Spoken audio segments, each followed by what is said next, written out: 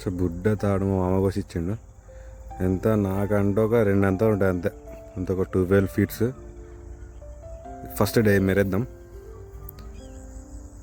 అసలు నా చెట్టు నవ్వుతుంటే మస్తు నవ్వు వస్తుంది. అసలు ఇంత చిన్న చెట్టుకు మళ్ళీ కాయలు ఇట్లా మంచినాయి, తెగులు ఇట్లా మంచినాయి.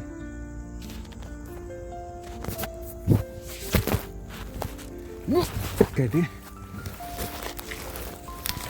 2 3